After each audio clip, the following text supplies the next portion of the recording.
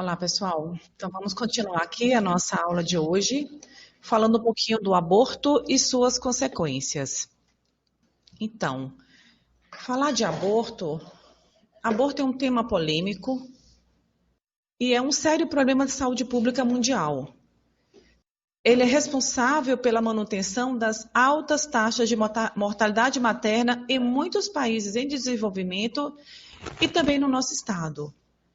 Dentre as principais causas de morte materna, o aborto ele está no nosso estado, bem como no nosso país, em terceiro lugar. Então, é de extrema relevância enquanto problema de saúde pública. Precisamos ter um olhar diferenciado para essa temática e um acolhimento muito especial a essas mulheres que, em algum momento, durante o atendimento, durante as consultas, sinalize o desejo de abortar. No Brasil, ele é um ato ilegal. Então, por se tratar de um ato ilegal, muitas mulheres que não desejam manter a gestação acabam por procurar clínicas clandestinas, submetendo-se ao aborto em condições precárias, o que acarreta graves consequências à sua saúde física, psicológica e à própria vida. Situações como hemorragia, infecções, perfuração uterina e até infertilidade. Mulheres que já provocaram aborto por diversas vezes, pode sim chegar a uma esterilidade e a uma infertilidade, e quando ela de fato quiser ser mãe, ela não terá mais condições. Então, isso acarreta a vida da mulher para todo sempre. Então, mesmo abortos realizados nos hospitais, que nesse caso são os que são permitidos em lei, no nosso estado nós temos a maternidade Nossa Senhora de Lourdes, que faz esse trabalho do procedimento que seja permitido por lei. E além da questão física, tem as questões emocionais que essa mulher que acarreta também. A gente ouviu há poucos instantes a questão da depressão. Mulheres que se submeteram ao aborto têm histórias também de depressão. Foi realizado um trabalho no nosso país e falando sobre a questão das consequências do aborto.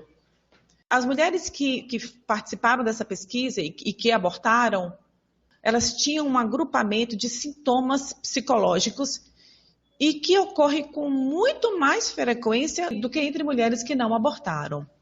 Então, foi analisado esses dois grupos de mulheres, as que não abortaram e as que abortaram, mas que já tiveram passado por uma gestação.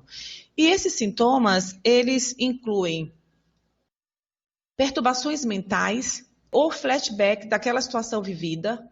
63% das mulheres relataram perturbações mentais e esse pensamento constante da situação vivida. 28% delas relataram tentativas de suicídio após aborto. Crises histéricas, 51% delas. Perda da autoconfiança e da autoestima, em 80% dos casos. Irregularidade nos hábitos de comer, tais como anorexia ou bulimia. 39% das mulheres relataram isso. Uso ilegal de drogas, em 41%, e perda do prazer durante a relação sexual, 59%. Essas consequências físicas, psíquicas, elas estão relacionadas às consequências do aborto. Então, de acordo com o Sistema Único de Saúde, a incidência de óbitos por complicação do aborto, ele oscila em torno de 12,5%, ocupando, como já falei, o terceiro lugar entre as causas de mortalidade materna. Ela tem variações entre os estados brasileiros, mas as três principais causas mais acometidas, como já foi falado pela enfermeira Marta, estão a hipertensão, consequentemente as hemorragias e as infecções. E o aborto estaria em terceiro lugar, oscilando em alguns estados em quarto ou em segundo lugar. Então, só reforçando a importância que é de se ter um olhar e um cuidado especial a essas mulheres. Mesmo a gente tendo esses dados de ocupação de terceiro lugar, a Organização Mundial de Saúde, segundo a organização, o nosso país ele lidera as estatísticas relacionadas ao abortamento provocado em todo o mundo, com um total de 4 milhões por ano. Então, é um número extremamente significativo de mulheres que se submetem ao abortamento provocado. Então, essas mulheres estão engravidando de uma forma não planejada, de uma forma indesejada e levando a um abortamento. Então, o número é muito alto. Aqui a gente tem uma excelente ferramenta que é trabalhar de uma forma mais efetiva o planejamento familiar. Existem situações do não planejado, do não desejado, por situações dolorosas, por agressões, mas isso seria uma minoria. Então, trabalhar a educação em saúde com essas mulheres, a oferta de métodos contraceptivos, e até a pílula de emergência, no momento oportuno, quando sofrido uma agressão, são ferramentas que a gente pode estar utilizando para minimizar esse quantitativo tão grande de mulheres que provocam o aborto. E esse contingente de mais de 36 milhões de mulheres, de uma em cada 9 recorre ao aborto como meio para terminar essa gestação que não foi planejada ou desejada. Entretanto, esses dados ainda não são fidedignos, porque existem os abortos clandestinos, e esses não são registrados, esses não entram nas estatísticas. Então, esse número ele pode ser ainda muito maior do que o que a gente tem publicizado, do que a gente tem nos nossos dados, nos nossos indicadores. Mulheres realizam aborto geralmente em situações drásticas, né? Então, em situações de desespero, como última medida a ser tomada diante daquela situação em que eu não consigo encontrar uma outra alternativa. E esses motivos, eles são diversos. Os motivos pelos quais as mulheres realizam aborto são extremamente singulares e íntimos. E quando eu digo que o aborto é um tema polêmico, porque ele envolve questões sociais, ele envolve questões religiosas, ele envolve questões jurídicas, além das questões emocionais vividas e experimentadas por cada mulher que toma essa decisão. Então, os motivos pelos quais elas realizam são íntimos, são pessoais, são singulares, podendo ser por conta da vulnerabilidade financeira, pela idade, pela falta de apoio familiar, pela falta de apoio do pai da criança, por medo, enfim, por diversos motivos. E o Ministério da Saúde, ele lançou uma norma técnica, Atenção Humanizada ao Abortamento, onde traz o aborto e as suas consequências. E nessa norma técnica, o Ministério da Saúde estabelece as normas para o atendimento ao abortamento nos serviços de saúde. Então, é uma norma do Ministério e é destinado a todos os profissionais de saúde a estarem sendo utilizado. E além de estar trazendo também as questões jurídicas, né? No Brasil, o Código Penal brasileiro, ele prevê a prática legal do aborto em 3 situações. Então, em que condição o aborto ele é legal no nosso país, já que o aborto é ilegal? Apenas em 3 situações. Quando não há outro meio de salvar a vida da gestante, quando a gravidez resultar de um estupro, ou também quando há uma má formação, a anencefalia no bebê. Então, seriam as 3 condições que no Brasil, o Código Penal brasileiro prevê essa prática de uma forma legal. E mesmo assim, tem também a decisão familiar, a decisão da mulher. Mesmo ela sendo permitida por lei, é uma decisão da mulher também. A não ser que ela esteja numa situação onde ela não possa responder por ela, no caso do meio de salvar a vida dessa gestante, que aí tem que ter também a decisão do médico, da família, mesmo sendo uma questão judicial e mesmo sendo uma questão legal, pelo nosso Código Penal brasileiro. Então, o Ministério da Saúde estabelece essas normas e o objetivo da norma técnica é fornecer aos profissionais de saúde subsídios para que possam oferecer não só um cuidado imediato a essas mulheres em situação de abortamento, mas também na perspectiva da integralidade desse atendimento.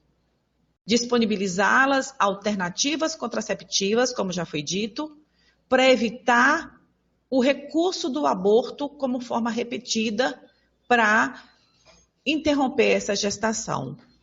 Para as mulheres com abortamentos espontâneos e que desejem uma nova gestação, deve ser garantido a essas mulheres um atendimento adequado às suas necessidades, como também procurar saber e investigar os motivos pelo qual esses abortos têm sido repetitivos, esses abortos tenham sido ocasionados com muita frequência.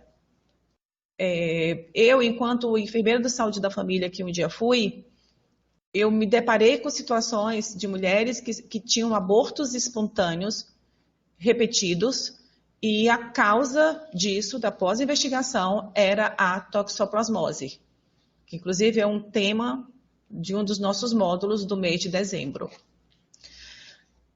É fundamental para o profissional, independente dos seus preceitos morais, dos seus preceitos religiosos, a preservar uma postura ética, respeitando o direito daquela mulher, respeitando a opinião daquela mulher, garantindo os direitos humanos desta mulher.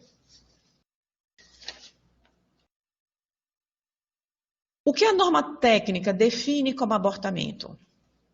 O abortamento é uma interrupção da gravidez até a 20ª ou 22ª semana.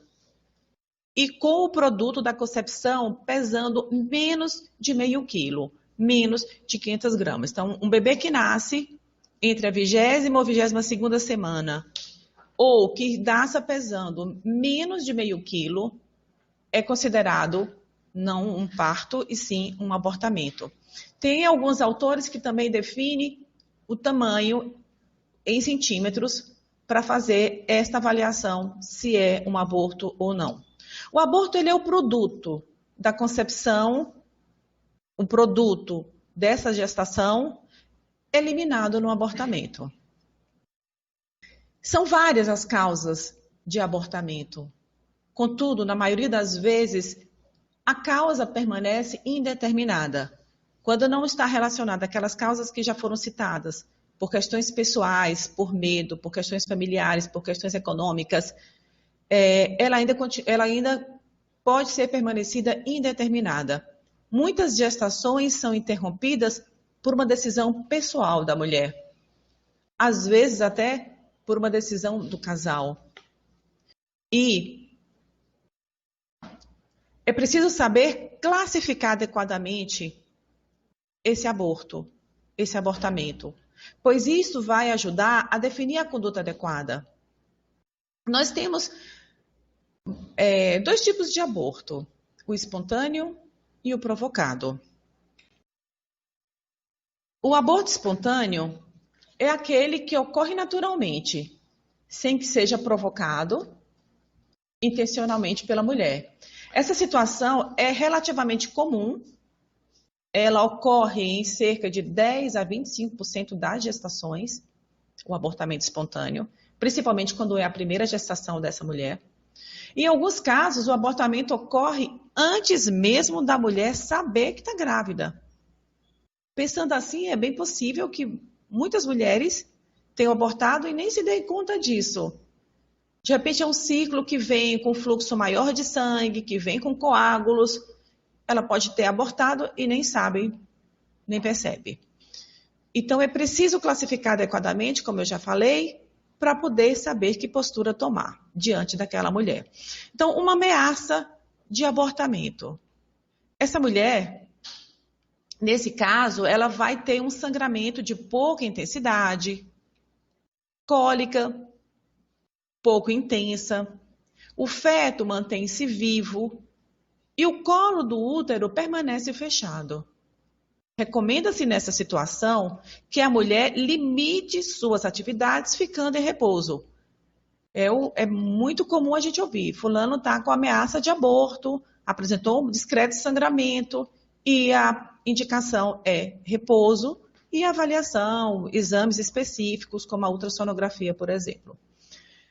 Uma outra classificação é o abortamento completo. O abortamento completo, neste caso, a mulher sofre a eliminação total do conteúdo uterino. Abortamento inevitável e incompleto. Como o nome sugere, parte do conteúdo do útero é mantido. A mulher apresenta sangramento, dores e o colo do útero fica aberto. Como parte do conteúdo ele é mantido, não houve a eliminação total, não houve abortamento completo, como na situação anterior, faz-se necessário a retirada do conteúdo que ficou mantido.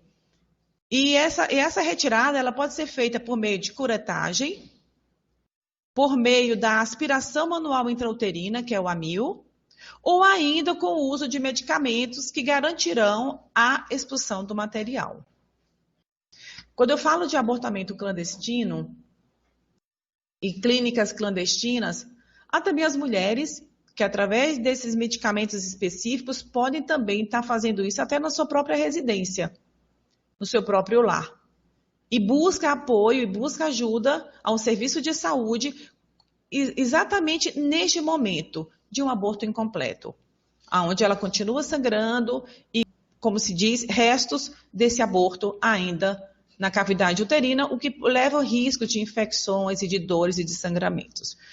Um outro tipo é o abortamento retido, que já é consequência disso que eu acabei de falar. Neste caso, o embrião ele permanece sem vida no interior do corpo da mulher.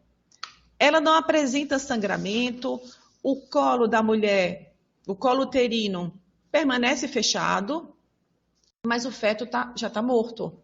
Ele está ali dentro e ela não apresenta esses sintomas clássicos do abortamento, como também há uma regressão nos sintomas clássicos da gestação. E aí, nessa situação, medicamentos podem ser usados para garantir a eliminação do conteúdo intrauterino, como também a técnica do AMIL, que eu citei há poucos instantes. O abortamento infectado, nesse tipo de abortamento, observa-se a presença de infecção. Ele ocorre geralmente em decorrência da realização de abortos ilegais, com manipulação incorreta do útero, sendo observado frequentemente no abortamento incompleto e infecções. E essas infecções são geralmente bacterianas. Então, a mulher vai apresentar sangramentos, dores, febre e até mesmo a eliminação de pus na região do colo uterino. É aquela mulher que provavelmente tomou um medicamento, sangrou, eliminou parte, não tem a certeza absoluta se eliminou completamente ou não, demora a buscar ajuda, demora a buscar um serviço de saúde, um apoio, e quando percebe já está com febre, com odor, nessas situações extremas que ela começa a buscar ajuda. O abortamento habitual, neste caso, observamos 3 ou mais abortos espontâneos consecutivos, que é aquele exemplo que eu trouxe. A mulher com toxoplasmose, no caso, a paciente que eu citei como exemplo, e ela tinha abortos de forma habitual. Então, é fundamental que a mulher procure um médico para avaliação das causas desses abortos repetidos. O abortamento eletivo é o previsto em lei. Esse abortamento ele é provocado, entretanto, a mulher está amparada pela lei. E, como eu disse, somente em 3 condições essa mulher pode realizar esse abortamento amparado pela lei, quando tem a questão do risco de vida para aquela mulher, a confirmação do bebê anencéfalo e em caso de estupro. Então, esses são por isso que é importante saber cada uma dessas condutas, porque para cada um tipo de abortamento a gente vai ter uma conduta diferente. E a atenção ao abortamento deve se apoiar em 3 pilares. Acolher e orientar. Então, essa mulher que busca o serviço, ela precisa de um tratamento digno, respeitoso. Da mesma forma como tem a violência obstétrica, tem também a violência a essas mulheres que submetem a um aborto. Piadas do tipo, você está abortando? Foi um aborto espontâneo? Foi um aborto provocado?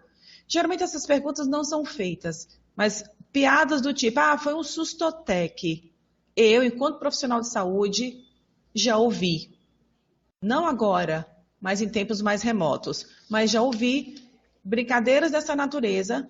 Então, o atendimento e o tratamento tem que ser respeitoso, tem que ser digno, independente da minha opinião em relação ao abortamento provocado. E a gente tem que ter, sem pré-julgamentos, tem que ter capacidade de escuta, imposição de valores, a valorização da queixa que aquela mulher está trazendo, identificar quais são as necessidades que a gente pode estar trazendo para essa mulher. Porque, como foi dito, vários sintomas físicos e emocionais pós-abortamento são gerados para aquela mulher. Uma outra atenção, um outro pilar é a atenção clínica a esse abortamento. Né? Como já foi falado, são várias as causas de abortamento, contudo, na maioria das vezes, ela permanece indeterminada. Então, devemos oferecer a todas as mulheres exames para classificação sanguínea. Porque se essa mulher, por exemplo, ela tiver um fator RH diferente do parceiro, e esse bebê vir com um sangue diferente do dela, ela vai precisar tomar a antiimunoglobulina, mesmo sendo aborto. E geralmente isso nunca é citado numa consulta de pré-natal. Quando essa mulher chega numa nova gestação, a importância, muitas têm vergonha de revelar que um dia abortou, principalmente quando esse aborto foi provocado, mas dizer para ela que alguma situação do abortamento se faz importante ser dito por conta do fator RH ser diferente, e essa mulher criar uma sensibilidade, desenvolver isso, e na próxima gestação isso afetar o seu bebê, então é importante que ela diga para fazer uso da imunoglobulina e a nova gestação não sofrer nenhum tipo de consequência por essa causa naquelas que são de RH já sensibilizadas. Também oferecer o teste sorológico para sífilis, a pesquisa do HIV. E, por fim, o outro pilar extremamente importante é o planejamento reprodutivo pós-abortamento. Nós teremos também, nesses nossos módulos de videoaulas, um módulo específico para os métodos contraceptivos. E com total olhar para essas situações de pós-aborto, pós-parto, né? Do desejo de uma nova gestação, que eu queira prorrogar um pouco mais. Então, é muito importante isso também, que isso seja colocado. Aborto e suas consequências. Mulher com complicações de abortamento, ou espontâneo, ou por decisão pessoal, ela tem necessidade de cuidados destinados a protegê-las das consequências físicas, das consequências psicológicas, do processo que está sofrendo. Assim como evitar que volte a ser acometida pelo mesmo problema no futuro. Por isso que elas precisam ser muito bem amparadas e para que elas não se submetam de novo a uma condição dessa que pode ser evitada. Nos casos de abortamento provocado, a adoção imediata de contracepção tem se mostrado como uma medida eficaz para reduzir riscos de novos abortamentos. Eu estou batendo muito nessa tecla, porque esse é a nossa melhor arma para os abortos, para as gestações indesejadas.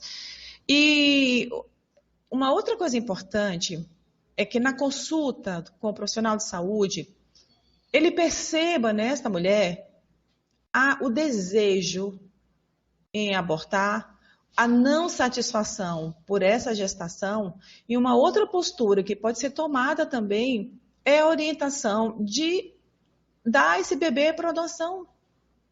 Esse bebê pode não ser bem-vindo para mim, mas eu posso dar esse bebê para uma adoção, para um casal que deseja ter filhos e que não tem a oportunidade.